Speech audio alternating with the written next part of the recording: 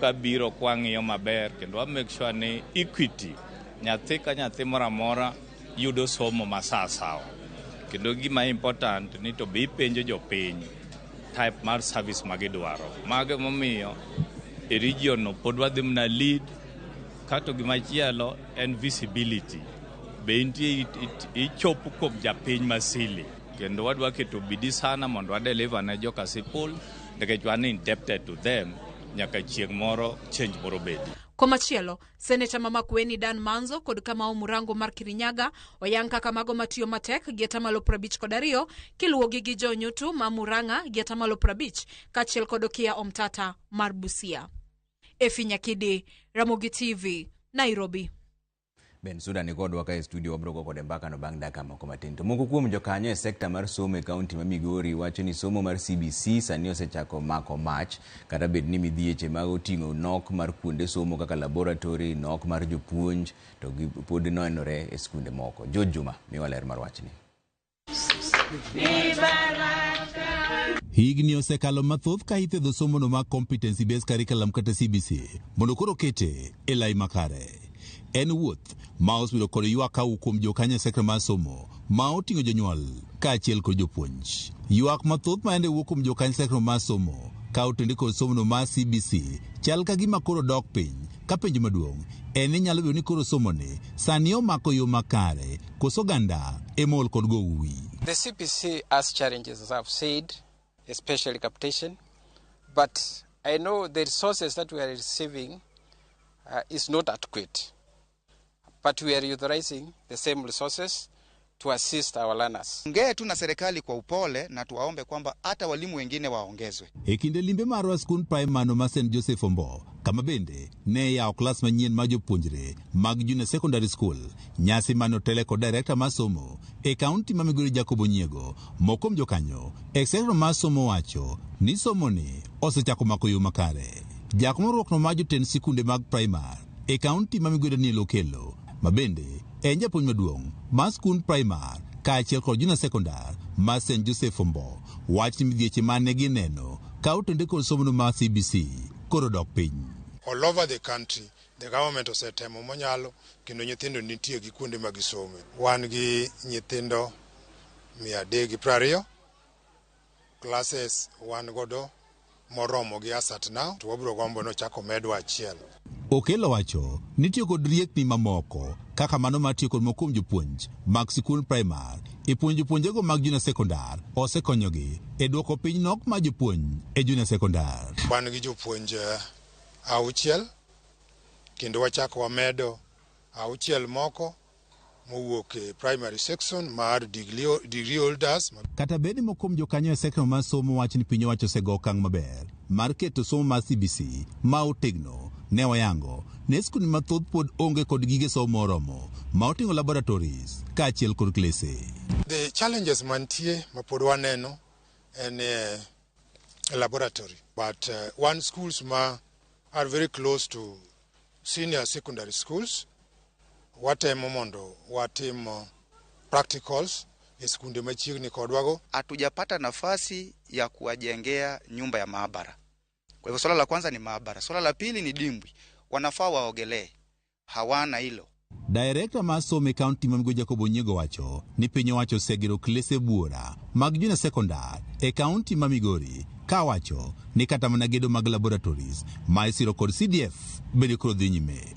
We have 635 junior schools in Migori County, and as we speak today, we have 671 classrooms that are being done either by the national government through the support of the World Bank or through the support of the money that the government gives through capitation to our institutions. Onyiego wacho ni nok ma jopuonj bende en gino ero ma bende koro piny owacho koro ng'iyo. There has been accelerated process of teacher recruitment for purposes of addressing the issue of staffing in the junior school.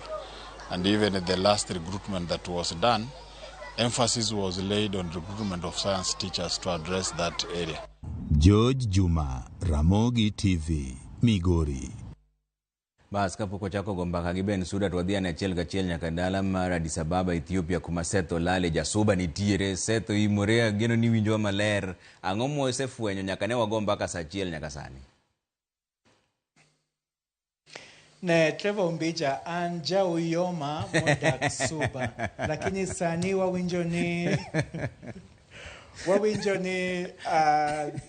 Raila Odinga Amolo osechopo Addis Ababa kato jaten Migao Musalia Mudavadi Emma Odwake. But very quickly, Trevor, I also want to talk about what happened here during the day in as far as the inter-council meeting of the Africa Union Commission is concerned. Of course, this is a meeting that usually precedes the Heads of State Summit. It is a meeting attended by foreign affairs ministers. And when I mention foreign affairs ministers of Africa, the likes of the Djibouti candidate for the Africa Union Commission chairperson, that is Mohamed Ali Yusuf, was part and parcel of today's interministerial executive meeting of the AU, because he also serves as the foreign affairs minister for Djibouti. So in this particular session today, they adopted quite a number of ratifications, including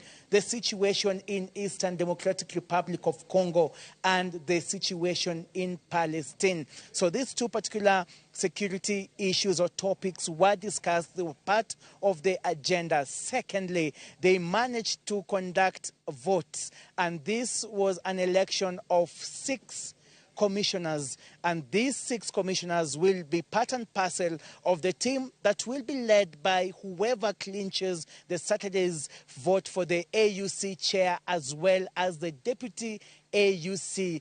And so the commissioners will either work with the likes of Richard Diamandrato of Madagascar, Ali Yusuf Mohammed of Djibouti, and Kenya's Raila Amolo Odinga. Whoever becomes the chairperson in Saturday's voting will now lead the AU commission that has 6 commissioners that will be elected by the ministers, but the foreign affairs minister. This particular exercise will be done tomorrow. But today, there were also slots up for grabs, and I'm just going to read the results as they come, just receiving this particular from the officials there who conducted these particular votes inside this particular plenary hall just behind me, the Nelson Mandela Hall, which will host the heads of states on Friday and Saturday. But some results here, and this is in regards to, remember that the Africa Union is not just about the heads of states, it is not just about the Africa Union Commission, but has other very crucial subcommittees. And so this is how the vote went on today. Rwanda failed to get a seat in the AU Security Council after getting only 1 vote in the second round.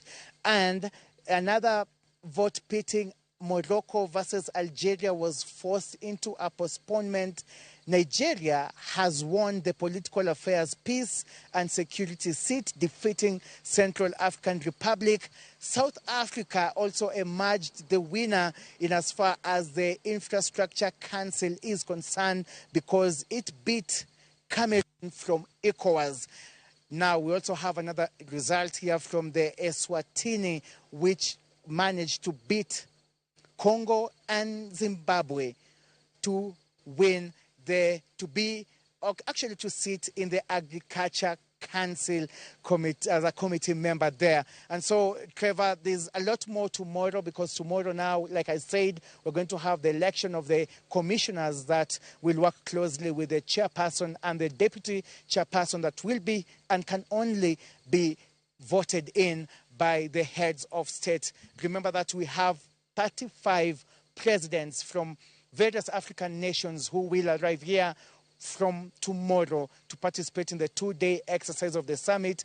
Also, we'll have an additional 8 prime ministers, as well as other 6 delegations appointed, special envoy appointed only by the presidents to represent them here. Koro Trevor, Addis Ababa Kasani Tokoyo Ngich. and we can only wish you well back in East Africa. But that is what is coming up here as far as, the Africa Union Summit is concerned. We're calling it the 38th Ordinary Session of the Africa Union. Clever Ombija Wood Sakwa. Wachane. Kan jasakwa. Ero kama no set. Jasubo wachane nende oyo Injana catch. In Clever in mheshimiwa mtarajiwa Martin Akach. I beg. Ayo wachiri no set boro bro go mbaka bange ero kama na inja no set lali ka ko do Addis Ababa piny mar Ethiopia go kode mbaka mondo ngeni weche chopo kanye magi weche mag tuke makoro biro sani kapoko chako go mbaka gi Benzuda. Koro donjo weche mag tuke ni riwruok matayo tuke mag adhula e pacho ka endi FKF ochopo winjruok gi klepe mag lig maduong' ni kochopo tarik 31 dwe mar abich higani to lig ma pacho ka endi onego bed ni oserumo. Okang' makama en mar chiwo thuolo ne jotugo mibiro yiere Harambee Stars mar ikruok ne tuke mag CHAN madhi timore dwe mar 8 e piny mar Kenya ka Uganda to gi Tanzania. E romo gi jotend klepe go jakom FKF Hussein Mohamed olero ni Kenya kaka weg pacho nyaka bed gi dweche 3 mag ikruok ne tugo go. Kenya oketi e Group A kod Morocco, DRC Congo, Zambia kod Angola. I know we've had a lot of challenges over the last couple of years. The clubs have been struggling on matters sponsorship, on matters to do with the officiating of the games. Lately, we've also seen a lot of issues around hooliganism, and I would just like to give the confidence to the general public that we have had a very good meeting, and this is our commitment from the Federation and my personal commitment from myself and the team that we will hold each other's hand and support each other until we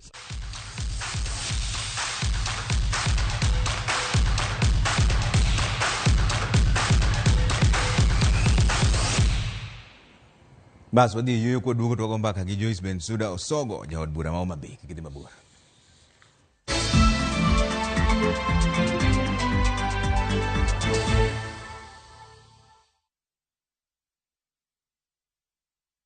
Treat your loved one to a magical Valentine's escape from February 12th to 17th, 2025. Experience stunning views at Dubai Frame, visit Dubai Creek Harbour, explore Miracle Garden, enjoy a desert safari and Marina Dow cruise with dinner, and a romantic Valentine's dinner at Al Dawar Revolving Restaurant. This unforgettable getaway, including visa, starts at $1,120 per person sharing. Book now. Lipa Pole Pole. Visit viewtravel.com, call or WhatsApp 0703 254 254. View Travel. Dream. Explore. Discover. My favorite fruity. My flavor slaps. Mirinda. Flavor so good it slaps. Enjoy the flavorlicious, refreshing taste of Mirinda Green Apple. Mirinda. Flavor so good it slaps.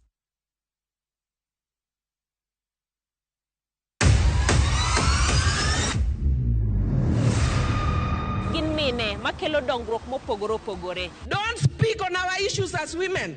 Let us be the one to speak. Kaka gikete ratil, familia koda tijegi. Magitimo gisiso kod lony. As the woman representative of Homabay County, this nation is hungry and there is no question about it. Minegi nietelo. Gijiwo kendo gikelo lony mopogore opogore. Mentorship en gimoro ma important kabisa. Mano konyo ji kendo miyo ji bet gi positive attitude. Gimiyo lony margi kanyakla kod yudo duoko ne chandruoge duto magikale. We want leaders to be fair to the nation. To emine wacho sigand miyo kamiyo ogen. Mine wacho ngeso kangeso kod jailieta.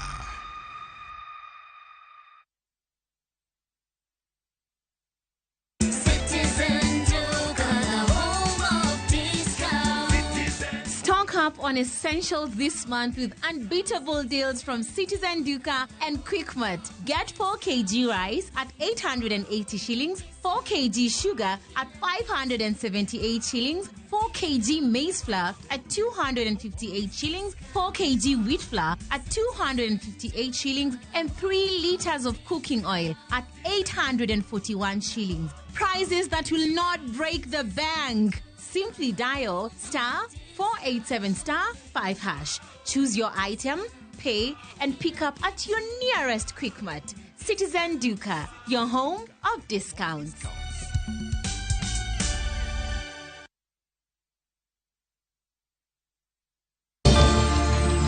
Raila Odinga, Ng'we Adis, Sibuor mar Afrika, Ng'wech marabora koro rumo. Be Raila Odinga biro bedo jakom mar Africa Union Commission, riwri kodwa achiel kachiel kowuok Addis Ababa e piny Ethiopia. Chakre kawuono chieng' tich ariyo nyaka chieng' kwano ombulu mogik.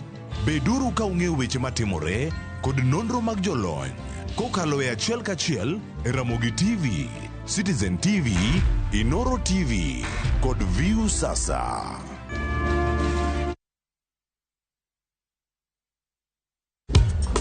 Ticha beach kocha kure saa ng'wen otieno nyaka saa auchiel. Lakini ni metres maliet kabisa mag Luo Rumba, Luo Benga kaachiel koda jawa maliet. Kowuok e ondamo 107.1 FM kar chuny jaluo. Kapela nako ni wang'ne ka wadok kocha. Nyaka wang' jowi mari mar Ramogi TV. Luongani a boy handsome Mandawea Roji bed and breakfast. Luongani DJ Kolokol instrumental. Tokodan Solomon Atito Kafaya Gudi. Kawacho ni ma en Ramogi Night Disco. Kete manaka.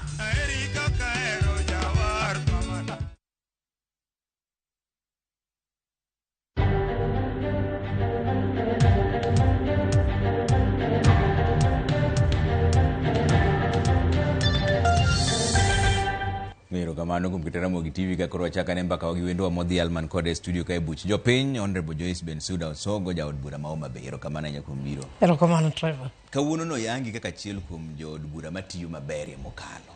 Ang'o mitimo mopogore gi josiasa? Trevor, erokamano kuom luonga e studio dichieng' ma kawuono kendo kapok aduoko penjo nino yiena mondo agone Infotrak erokamano nikech gitimo gima dho ngere wacho ni scientific research. Adwa gone jo Homa Bay County erokamano maduong' kuom kawo thuolo gi mondo mi ne giduoki kendo mi gi penjo mano penj gi jo Infotrak ne giduoko. Adwa wacho ni kani chiwo duoko mar kaka watiyo no nyiswa gima dho ngere dendo ni parameters mane gi measure go into tijwe chalo nade. Achiel kuom gi ne giwacho ni riwruokwa kata tudruok gi jopiny en nang'o.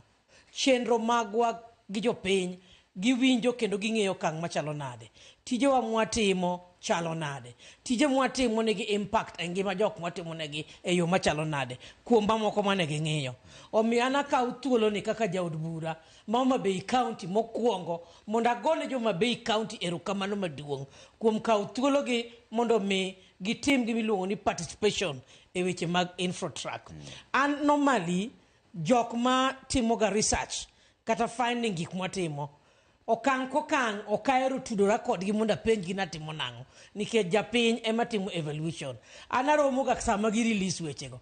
Omiyo adwa believe ni gima ne gitimo giduoko mane gichiwo kuom tija adwa kawe kaka duoko maber. Adwa kawe kaka duoko mamiyo mondo ang'inde to kare kuonde mag munjo bed ni amedo tiyo matek mondo kaber nikech an kano yiera tadwa ni mondo jo Homa Bay ong'e ni flag mar ujo be ni e namba 1 nyaka chieng' magichagi landa kendo Tuesday dwe mar 8 2027. To remni neno ka ne kanye chenro mag tich nikech awinjo ka wuono ki ywak ni ngaf ok dhi kodu maber koso ochaye nitie achaya moro mineno. Achaya aparo ni kano chake jo wadwa mokwongo mano advocate mondo mine nikech nwang'iyo ne ging'iyo yo ma two-thirds gender rule cha balance be nyalo bet. Koro pesa mimiyo woman representatives en mana mar affirmative. Konyo kuonde moko migepe moko matindo tindo marem nyalo bede. E kind joma mine, e kind joma tindo rowere, e kind joma ong'ol e kindwa. to anwang ka ata mar pesa mimiyowa otin to riyo ma tich ma women reps 47 nigo kata ka weyo loch mana yudo kaka ng'ano manotelo e Western region namba 2 Kenya. Mine tiyo matek. Adwa wacho kendo adwa confirm ka ni mine manoyier mine 47 e Kenya ka nigi dwaro nigi gombo mar tiyo matek to omenda duoko gi chien. Ipenja penjo moro to kapok aduoko penjo winjo ka wacho motegno ni President Ruto nosingonwa okodwar mibadhi gik moko pod tudore to tuomore to okodwar ni gimed tuomore ni nobro medo women reps $1 billion. Adwa kwayo jatelo mochung' ne migao mar omenda ang'e ni sani ochiegni biro mondo som outlook mar budget the BPS tang'eyo ni the budget making process mar next financial year bebro chakre chon. Adwa kwayo gi muolo ni $1 billion manowacho gi dhoge cha kik obed wacha amba tiyo gi thuolo ni mondo aparne mondo lere mondo medwa pesa cha mondo migao mar pesa matin mwayudo ni wane kaka wachoro gutije e migepe monjo bede. Okay. To koro sani gwandruok moro bende nowuok e od bura ka ma speaker ma Moses Wetangula nowacho ni kweth mar Kenya Kwanza kweth mang'eny mathoth e od bura wacho no yiego koso podo ka duoki kanyo nikech ng'eni an japuonjre ma winjo wach to wi kik wil ni an japuonj ma jopuonje ma puonjo jopuonjre ipenya nang'o matimo mopogore ok yie monda atiye gi thuolo ni kar odog chien kanyo mwalimu eka koro gone reverse matin mondo mi jogo nikech seche moko ka in itimo gimoro to nitiere jomoko ma kaka Yesu nowacho ne gidhi giluokre aora mondo wenge gi onen wan gi muofni moko ma kata gik mitimo ok gine. Adwa kawo thuolo ni mondo akwagi mondo wenge gi onen nikech 10-point agenda aringo go malongo e slogan na mar tich kod dongruok. Wan waonge tich kod dondruok en tich kod dongruok. Education support igani adwa wacho na bro the 6th launch mar Mama County Back to School program Soba North in Homa Bay County program motemo match gi mentorship bursary health and sanitation mondo waket rowere obed jok mong'ith. Watimo weche mag pidho yien this year dhi timo my 2nd edition mar weche mag pidho yien. Adwa wacho ni weche mag empowerment natimo mas 1st edition Juakali Artisan Day iluongo ni pesa donjo fuku direct kama kijende no bed empowered mene ome grants jok ma PWDs bo migigo maginyalo konyorego. Adwa na wachi ni weche mag food security weche mag goyo mpira weche mag training and capacity building tudruok gi jojuakali nyocha kako ka dala apogo kenda chwado garages toolboxes aprons overalls name them mago mana matin kuom gik matimo an gi chenro maber to gige wagieki kwatimo waneno ko ganda morgo right from the polling station gi morgo from the grassroots ma miyo wa mijingo ni kare tije matimo gi owinja med sudo kodgi kaka sani badwa tiyo gi thuolo ni mondo akwa President Ruto through gender ministry wadwaro sanitary pads nikech nyithindo manyiri nosedok school tatiyo gi thuolo ni mondo awachi ni sami miyo sanitary pads nyithindo machuo be wadwaro innerwears maggi okalunga innerwears mar pant wadwaro vest wadwaro boxers wadwaro sabunde pile kabire runenga kama nyaka wachi ni bensuda padagal bensuda batha boy gino is not just literal kaka wacheno it means more than it goes to psychological social and empowerment manyathi sikul mondo watim guidance yo makare mondo gik moko oring maber omiyo magi gik makwayo Homa Bay County giriwre koda watudre ofisa ni thuolo wago mbaka mondo wati distractors okinyal tamo to mana kaka Yesu ne siko lamo ne gicha gibe podobro malamo negi mondo wenge gi onen gi appreciate tich mwatimo gi join tich kod dongruok mondo wasudi nikech Homa Bay County belongs to position 1. Ero kamano Trevor. Koro waduoge wach mar bura. Iyie gi wach mar Moses Wetangula koso yo. Nikech joma be seyo un ka kudhi od bura weche miwacho kaka miwacho sani gin weche malich monego beni konyo. Yeah. To un kudonjo kacha uchako mana gi gwandruok. Wane mwang'eny, wane mwatin, wane mwang'eny. Iyie gi ng'eto mar Moses Wetangula koso. Ing'eyo Trevor do kungo kwiri ni kacha gwandruok kungi. En wacho dieri. Weche moko miwuok nitie koro wuok wan gi group moko ni jo ka Wamunyoro. Wan gi jo Azimio. Wan gi jo Kenya Kwanza. Wan gwandruok ok wadwar. Ingeni od cha en od mar lawmakers. Jok maloso chike. Ng'ama loso chik, there is an assumption gi dho ngere. Mokwongo jo ber ng'ama wiye ler. Ng'ama winjo chik, ng'ama nyalo interpret chik no, ng'ama chiwo luor ne chik. Luor ang' ichiw kaluwore gi ma od buro ng'ado. Ting'eni ok wanyal wacho ni e od burwa kachacha ni koro dondruok nitie. Trevor paro ni ka wadhi e nomination to na wacho wach moro ni gik matudore to tuomore ok adwar. Nyalo bedo ni gik moko be tudore to tuomore ka. Nyalo bedo ni jomoko nitie mang'iyo ni bur moro ni ka tanyalo tony gi koni kora kik gi moko karka ok nyalre. Gima ne wawacho ne ler, ne liw kendo ganda Kenya teno winjo. Kendo kane wasewuok e od bunge ne wawuok modwa chiwo press conference. Kotelnwa gi our majority leader, Honorable Jonet, dongi neno kowuoyo. Ka achiel gi Honorable Millie Mabona, our majority whip. Ne wan gi deputy majority whip nyaka deputy majority leader. Gimomiyo ne wawacho kamano, od bura nyocho somwa. Wan ing'eni no kwadhi e court mondo judges kosom gicha. Beni nene Azimio moro ka somo giche bench. Mana judges ka ema no somo gicha. To wan kose som gini to wan be wawinje news. Ka koto se ng'ado chik, tich wa mondo watim ang'o? Walo chik. To mae gima jotelo te e Kenya ka nyaka ker maduong'. Ni chik nyaka tim ang'o? Nyaka lo. Koso? Koro gima penjora an kaka Honorable Bensouda. Kana donje bunge tipuonja na lo chik. Tamba neno kaka jok ma seniors ga bosebedo ka lo chik. Nyaka his right honorable Raila Amolo Odinga. Masani koro weche mag cheap politics gena above. Be okodwa luonga nyinge, be okodwa dwanye nyinge. Be okodwa osude machiegni. Nikech okang' makoro entie ngas. Mata koro jatelo mar Afrika mangima. Weche matendo petty politics okwanya kete. En above board. Tanyalo mana chiwo reference. Ni kano yierwa manwatie last general election in 2022. Ni winjo kaka CJ ne ng'ado gika. Omano ng'ato gi ang'aya no som ma out. En gina wild goose chase. Kochako dhi mani hot air. Kochako dhi kani wild goose chase. Kochako dhi ka has no basis. Mane kaka mama tane rido gika. An kanye mana dismiss kata bedo CJ. Nikech okinyal bedo ng'at too biased from introduction, the body to conclusion. To kata kamano, ne wakao gi ng'uono. Be ne wadhi street na okwadhi. Ne wa respect the rule of law. To kane wadwa appeal, ninono kata kapoko ng'ado buracha, donino loche man watero go evidence.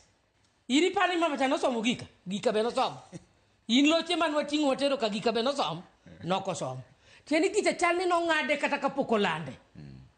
Koro wan wa respect, ok no ulo ne wafuo. To mate mani lich, maloyo just one arm of the government, that is the legislature. Koro gini kose ng'ade after several months. Nikech kane wadhi mokwongo, negi campaign, negi lobby. Anyalo paro, ni an kata mana Boshulei. Owuyo koda ni yawa, okusapota kaka mine. Okuno uwuyo koda ni usapota kaka majority, mondo an mabed deputy speaker. No wacho ni wasapote kaka miyo. Mondo kao the seat mar deputy speaker. Ka koto se chiwo direction, ang'o momiyo gik munjo watim koro kwat. Okwa kaka koto chiwe no, mondo wawe ketho sama jopiny mar dhi into action of bills magi munjo wa amend. Budget munjo wa focus nango. Ang'o gini petitions magi mar pending on the floor. Nikech kaka nche wan Naivasha, speaker no konwa ni ntiere bills mang'eny, motions mang'eny, mapoko dhi through and time is moving. Okoro ne wayie wach court ni, to ne gima ne gichak morago. Ni yot ka ni sitting position onge problem. Kara ng'ane chandogi. Ok ne giwawa wuoth mos ka bibi harusi kwa dhi kocha, to chungwa gini bo wuoth mos ka dugo koni, to wach no rum to parliament osong mbele. To wadhi e weche mamoko.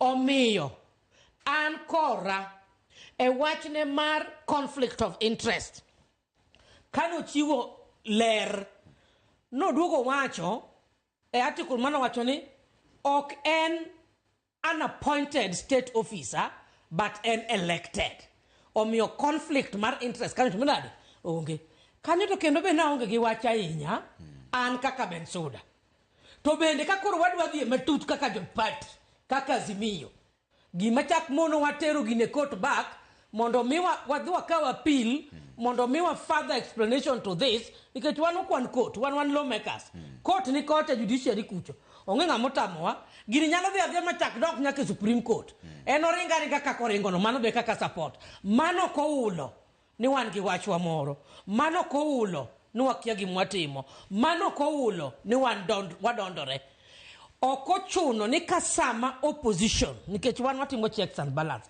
katiba mwacho ni checks and balance okwajo neko okwajo richo nikech ikaw ni kitimo checks and balance to ni koro mane ng'ama rach ing'ama ini opo sirikal onge gima kamano kata gik misomo ni monitoring evaluation gi tiend gyango ok checks and balance do bed mana monitoring evaluation to monitoring evaluation dong do bed transparency and accountability koso driver ini winjo weche gina ok na an institution ka institution nitie kako marry the words is applicable for that institution omiyo gi ekora anaparo ni wan ratechwa ogengnwa to kwadwar koko wadwaro kwe omiyo an kawuoyo e guidance mar duon party kaka nose wuoyo wadhi manyo yo machielo and yo machielo en mana court moriere makosa onge kanyo kata kwa dhi for further clarification nikech speak ok nyal timo ruling mano ok tije in as much as no wacho ni court e mo rule gito ne gidhi kanyo ng'agi court kanyo no constitute ng'ama no consult we part of it ok mane omiyo ji wacho ni en biased nyako locked up ji wacho ni mae tem mokwongo e kindu kaka jo Azimio gi Kenya Kwanza nikech mae ndio timore bang' kuseloso osiep moro ini wacho ni nitie gik ma tudore to tuomore un konchiel iwacho ni unu tiyo gi sirikal ma dong' dhi kelo tem e kindu osiepu onge tem kadwa mi example mibiro winjo mapiyo kaka ng'ama tin driver apani jaodi ng'ama tin apani nyombo machiegni igni machiegni pana neno dire moko minyombe apani e social media ka sami sero nyako mipendo nyako nyinge ini ngeni isenge gimidwaro ingeni nyako to kia gimidwaro kamoro no kidwa nyako ni dwa nyuome kamoro bo kidware ni mondo Nyasaye kuyuda gi mondo yud nyithindo gimidwaro imitimo ni nani kata mano wadu kata minu kia gimidwaro kuom nyako no to kisedak gi nyako ni tiduogi nwango ka onjo bedni gimidwaro cha kamoro okinwango seche moko nitie jomoko madak gi nyako kapok gitimo gima bind gi gima bind kend ai dhi tero dhok udhu singori e kanisa or udhu singori e kot jomoko era ne biwadagi ka mistake bing'e nitie koro gima chuny ng'ato dwaro ei dak kata mariech each party mo understand unless uketo gi mesa muketo gimoro mabind mundikoru ni wan mae kak wadware mabe ng'eny ni ok timre nyithindo wabro nyuol 4 mani ng'eni weche mok wachre sama ji kendore koro kikikal 4 makimako ich mar 5 timing'e wuon nyathino mago weche mok wach sana adwa wacho ni tudruok mar Kenya Kwanza iluongo ni Azimio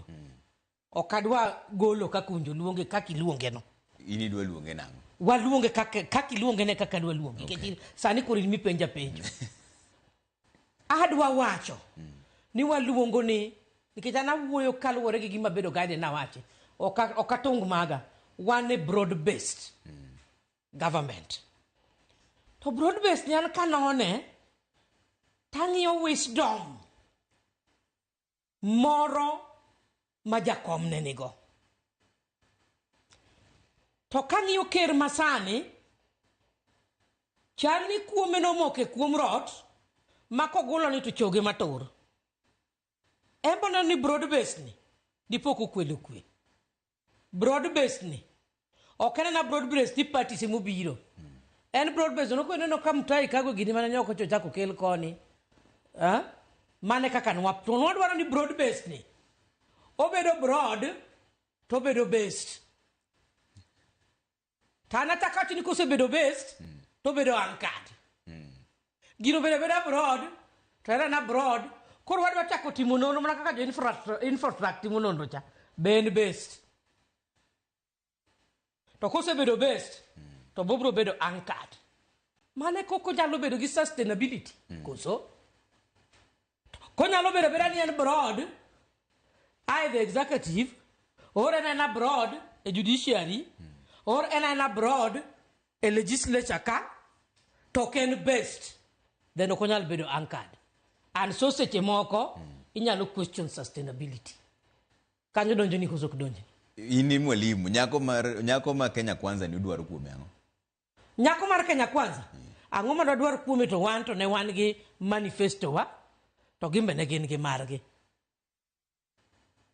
ere gima dwaro kuome ok en otim mana manifesto ne nikech manifesto ne wa assume ni ne dhi cover dwaro mar jo Kenya wambe manifesto wa ne wa assume ni dhi cover dwaro mar jo Kenya to ka koro ne gisekawo usuka be ochako duokore piny mochako oro ne gi expert no ka koro dhiru tich don ko wanno ka kuonde moko muchore wanno kaka tich moko timore to wadwano mera bedo broad based to lock kik ng'ato break ni gimoro bedo broad to kobed based to lot bedo broken kanye moko dwar obed broad to bed based to law must be respected. Biro mar nyako ni e keny maru mar ODM ka nitie joma wacho ni odhi baro ODM e diere. Adwa monda jiw jo Kenya onge kaka broad based ni mulo gi miluongo ni political party en party apenye ni Trev kata sano ngabiro kaka rwako law makwar ok law mar ODM ten orange okoulo ni akiani party mane mar oga red cha kiani Jubilee okoulo ni an kanyo kochopo sama koro ng'ato ka ng'ato donje political party ne winyo ka winyo tuge dhode to kako tuge dhode no en mana kako ket no do mani mondo chuo kata sama wane broad based ni nitie sama jo Kenya Kwanza giromo kaka UDA nitie sama wetangula wuon Ford Kenya ni mane conflicted ni embo romo gi joge ma jo Ford Kenya wanto wan makosa mane ka jo ODM romo gi jo ODM wiper biro mana gi pipe mano political parties it has nothing onge kaka en gi tudruok a taxpayers money for service delivery onge kaka gini nigi tudruok e ketho chik en mana rito chik but kana ng'iyo gini kaka dhi gi kaka neno kaka wawuoyo tanuang'o ka jok moko ninde e tijgi sleeping on the job jok madil gi political party office no an sani ko ara chako puonjne gi timang'o nitie gik moko winjo gi chak prepare Kenyans chon ok owinjo benua winjo gi mana sama conflict e weche mag chik nitie koka ni ne gichiwo advice gin gitimo sensitization kanye gin publication of the number of membership ok ginyal keto ni girito wa giketo gi pressure sama election dwa chopo kwa giketo vikwaso tema mid to transgender rule kyatem kiang'ang'o jok CEO mar political parties owuogo koti mano siem mamiye kasani kendo motegno in fact wadwano timo publication e gazette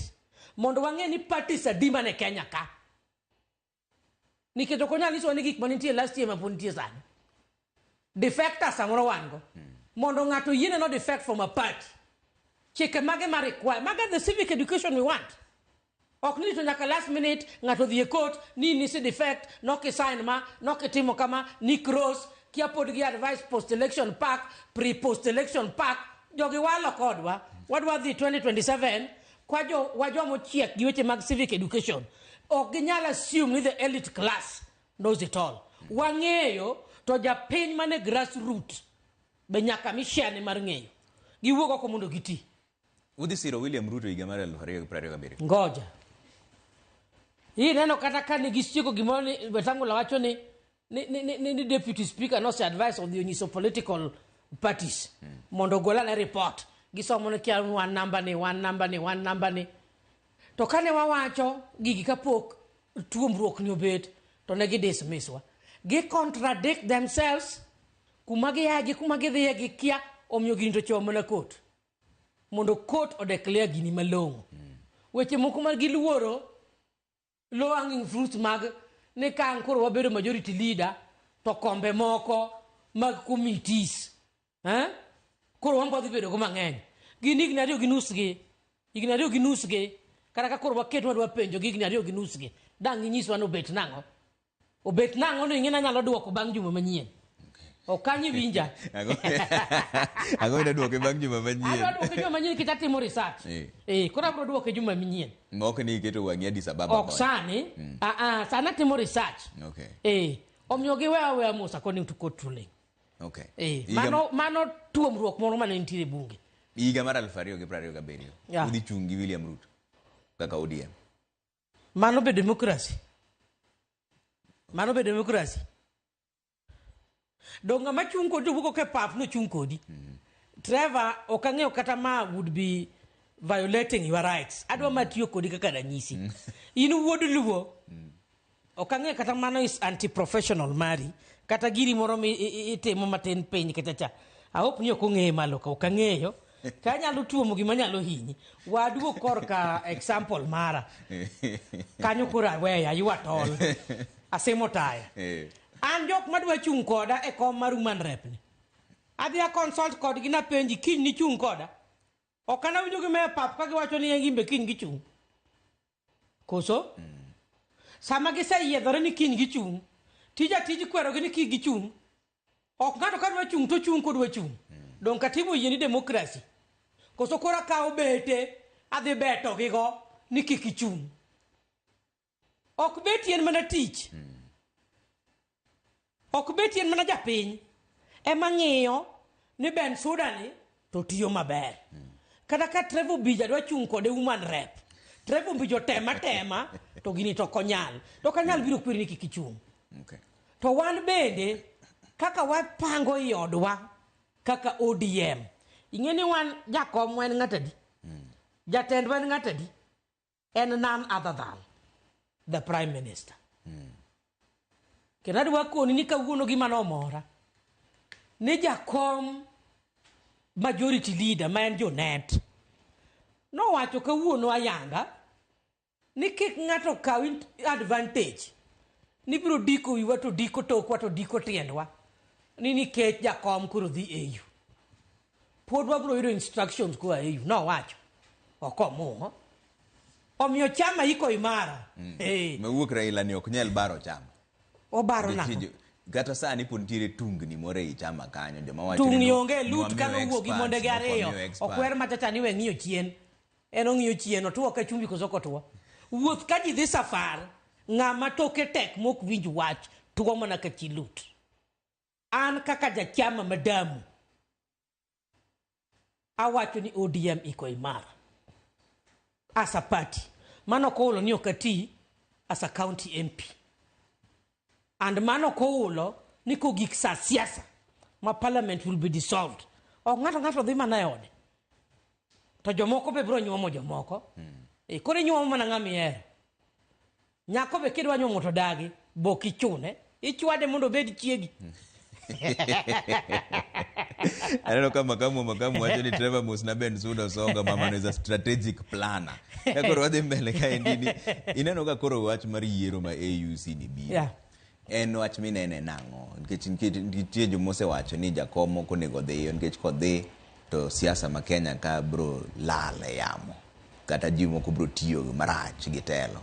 Jomoko bende wacho ni onego dhi. Nikech koro oromo tiyo ne Afrika mangima. Ini nene nang'e wach mar AUC ma dhi yiero ngeso ni.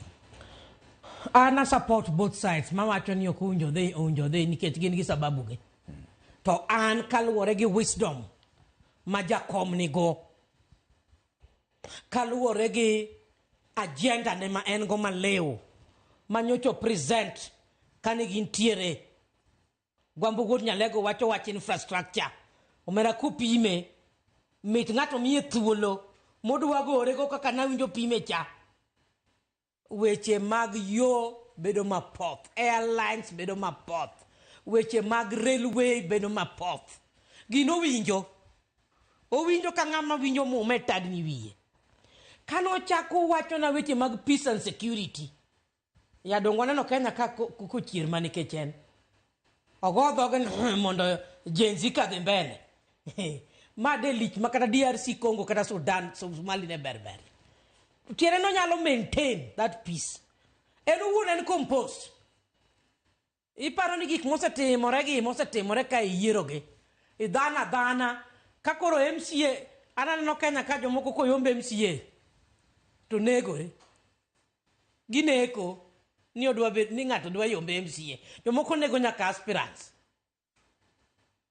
Ya Jakom compost iluongo ni God given gentleman. Wisdom that is empowered by the Lord. Macho kenanya wisdom moko maji wacho ngi wisdom.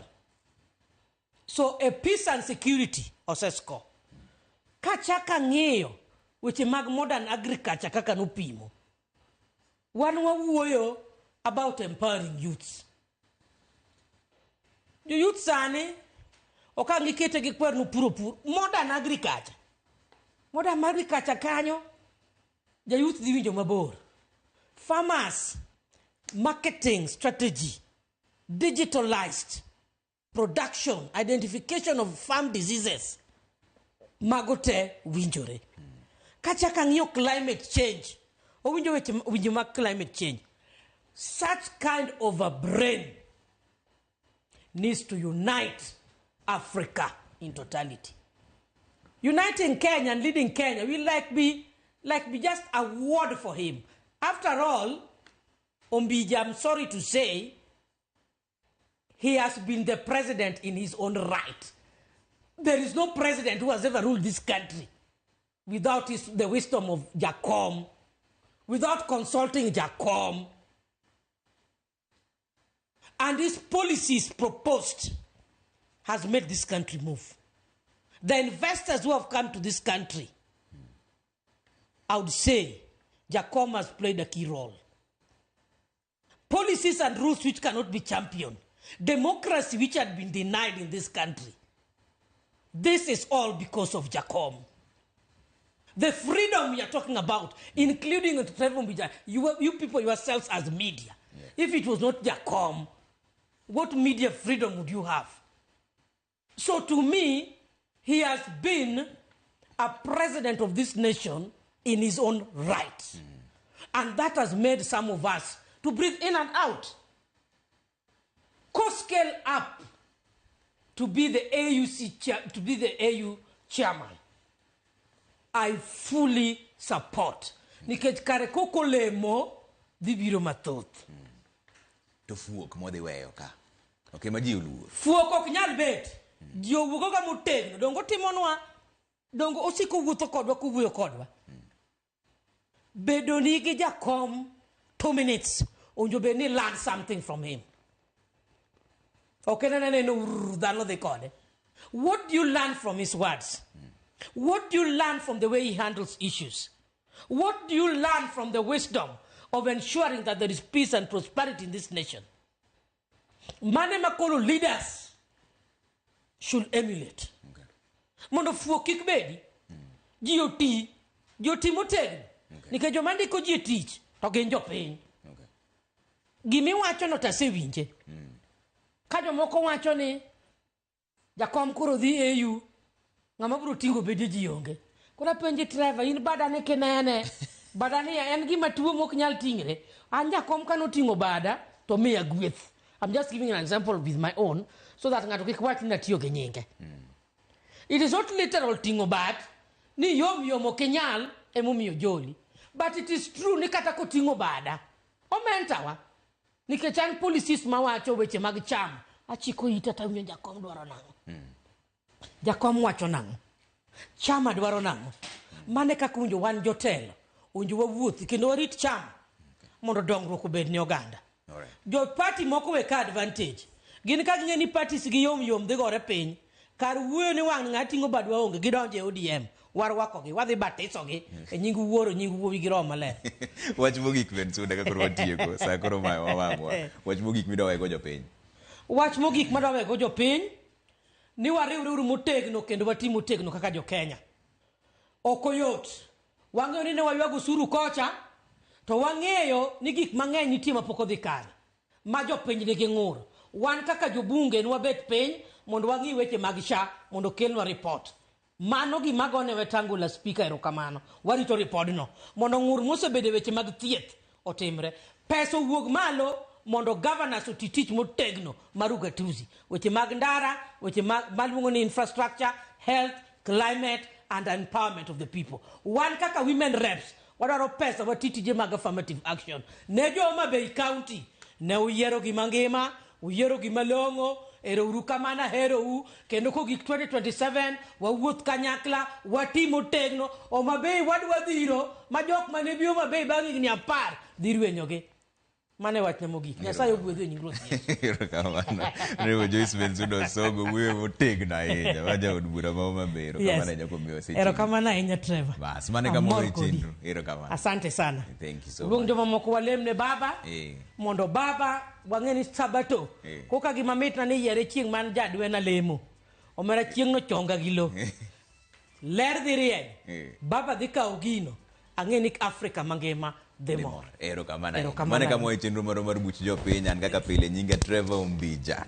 Jandingo panga jonyakachi deno Umbija ta. Nyakwar buoko cha pesa. Erokamano.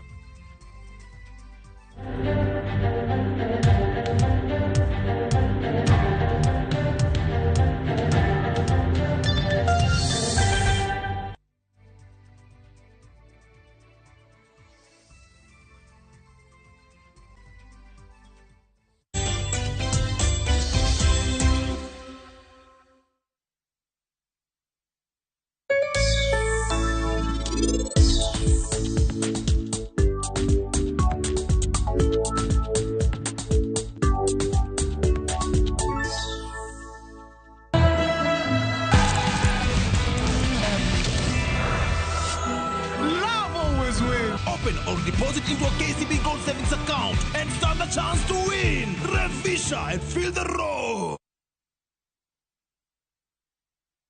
Explore the Holy Land this Easter. Now View Travel. Embark on a 6-day Jordan adventure. Celebrate Easter Sunday Mass at Jesus Baptism Site, Mount Nebo, where Moses saw the Promised Land. Explore ancient Petra, tour Amman City and the City of Mosaics, and stargaze in Wadi Ram's enchanting night sky. All these and more starting from $1,490 per person sharing. Book now and lipa pole pole. Visit viewtravel.com or call and WhatsApp 0703 254 254. View Travel. Dream, explore, discover.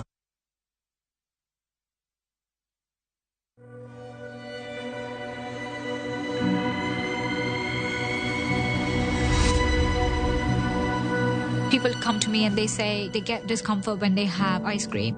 Can you imagine that? Avoiding having cold ice cream. Sensodyne gives you long-lasting protections against sensitivity. And people come in and they're like, oh, it works. I can have ice cream and I'm not in any discomfort. I recommend Sensodyne because it works. It's brilliant.